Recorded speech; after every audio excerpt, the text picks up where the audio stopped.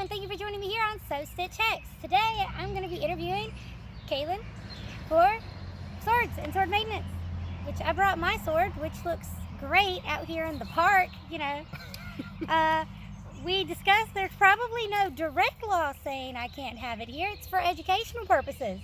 And this is Amy Lay, by the way, my beautiful baby. Yeah. But, so, I'm just briefly going to go over what swords and daggers and athames will be used for in the craft. Typically, swords aren't used anymore. They've basically been replaced with athames, which are just short-handed knives that typically have a black or yellow or sometimes brown handle. And they are not used on physical items. You would not cut anything physical with them. You would cut the sacred space or like the astral space with the sword, but it shouldn't make actual contact with something physical. Your bowline, however, in some paths could make contact with things like blood, so for blood magic, which mine is, but mine's just a cute little pocket knife that has like hearts and stuff on it because love and adorable. But basically it's just, this represents the element of air in the east, and it's a male element. But it's this idea of setting up the protective circle and setting up the protective space, which makes sense considering, you know, it's for stabbing people. So, now I'm going to turn this over to Kale to talk about swords and sword maintenance for a minute. Alrighty. What I have with me today is a Costile. This is a reproduction of a 15th century one. And so I'm more or less just going to go over what everything is, just kind of label everything. We have the chat. This right here is a sheath. Scabbard would be wood core. This is obviously not wood core. We have the rain guard. Everybody knows the point. Everyone knows the edge. The fuller is this little groove here. If it's on a knife, you might hear it referred to as a blood groove, but those people are wrong. We have the hand guard, the hilt, and then the pommel right here. I'm not going to stab you, I promise. They don't know that. No, they don't. But, fun fact about the pommel and the handguard, the original purpose of the handguard is not to catch other people's swords, it's to stop your hand from sliding forward and cutting your own hand.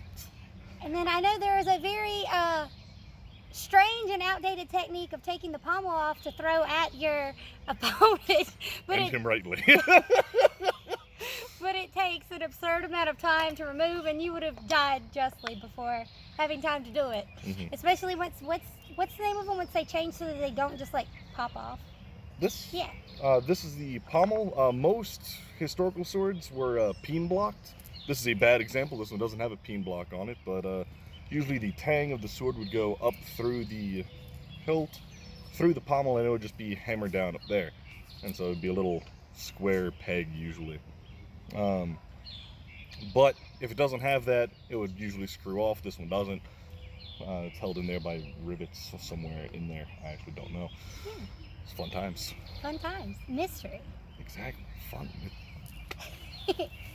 But the reason I picked the Costile to bring out today is because I need to do maintenance on this, and so I'm going to end up bringing this real close to the camera.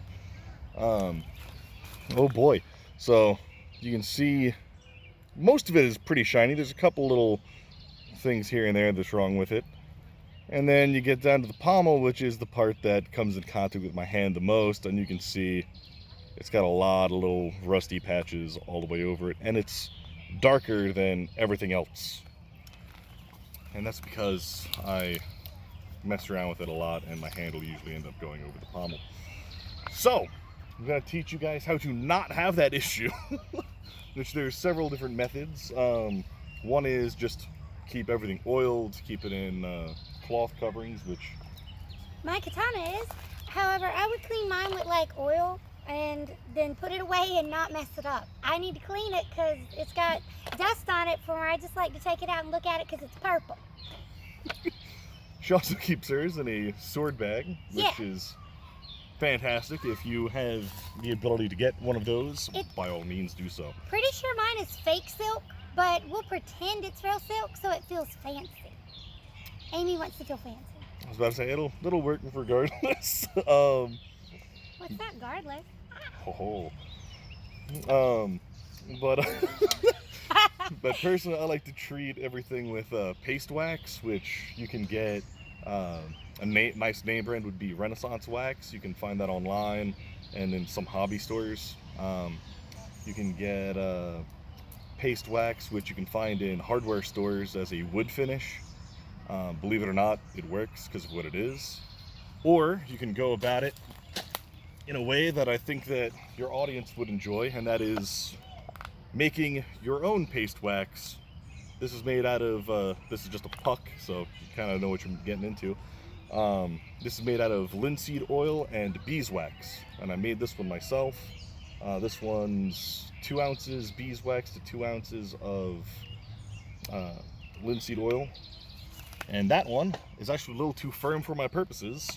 So here's 3 parts oil to 2 parts beeswax, and that one works out very well. It kind of, when it's warmed up, it just kind of slides right off and you're able to apply it to everything. And it's very oily, so look out for that. What is 3 parts? Exactly. All right. 3 out of 5. Right, so there's some basic maintenance you have to do if you use a sword. Now, a lot of people in the traditional craft today may not even have a athame or something similar, and those of us lucky enough to have a sword know that they're expensive if they're like meant to cut things and not meant to just be a blunt object like decorative swords. And so you have to really know how to take care of it, and you have to understand that its purpose. Mine I really like because it's fun to use for sword meditations, which I will do one day when I can slow down enough to do one for a video. But they're really fun to use because they're like an extension of your own self, and they're really fun to use if you're not using them, you know, to cut physical items and you're using it as your magical item. Although it is fun to just like whack things. Right. Not people. That's Not publicly. fair. I'll give you that. Is there anything else you'd like to add? Um, Oh, I know. You could do a demonstration of something really cool with a sword and not cut ourselves.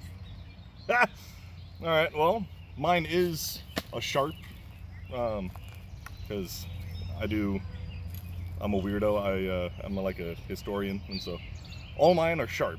And so, fun fact for everybody, that doesn't do anything.